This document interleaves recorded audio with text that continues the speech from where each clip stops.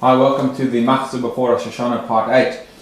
So yesterday and the day before we started speaking about the Unasana Tokef prayer, which appears in the article on page 480 and in this edition of the Nusachari on page 144. Today let's look at some of the words in the Unasana Tokef a bit closer and try to gain some insight. So in the first section which speaks about the scene on high and this great day of judgment, the words are, it says that v'choisem, God writes and seals, counts and calculates, v'siskor kohan nishkachas, and he remembers all that was forgotten. So in the most literal sense, that means that God remembers even those things those sins and those things which we may have forgotten. But there's a beautiful saying of Rabbi Yisrael of Ruzhin, who is known as the Ruzhiner. And he said that v'siskor kohan nishkachas is actually a positive thing, that God remembers those things which are forgotten. Because very often we're quite critical with ourselves, and we tend to forget a lot of the small good things that we've done.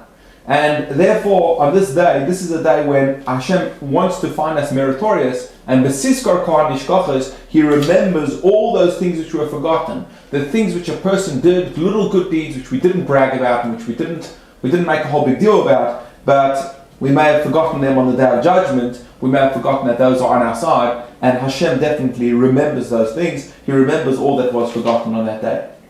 Carrying on, it says that He opens up the book of Chronicles and it will read itself, and everyone's signature is in it, and the great shofar will be sounded, which is not talking about the blowing of the shofar, it's talking about the entrance of God into the courtroom, and a still thin sound will be heard. The kol demomo dakwa yishama. What does this mean that there's a still thin sound which will be heard, and that really denotes that the judge himself, God, has entered. Some explain that what this refers to is the neshama. Very often we'll do a deed, as we said before, which seems to be irrelevant, seems to be unimportant, and in the whole world, the sounds going on in the world, and with all the hustle and bustle, it's something which is sometimes overlooked. But the kol demomo dakwa yishama, sometimes it's that small, thin sound from the neshama, which emanates from the depths, and that is heard very strongly on high, that is yishama. Carrying on to the last piece, we say, Kvakoras roye edroi.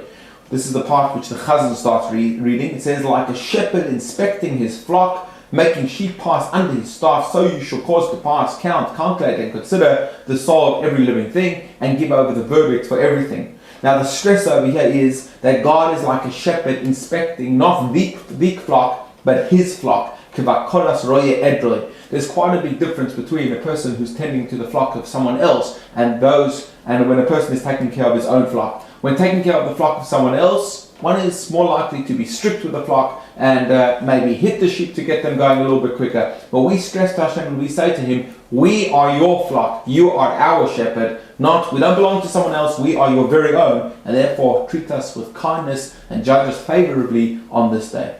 Have a wonderful day, and tomorrow we'll continue with part 9 of the Machzor before Rosh Hashana.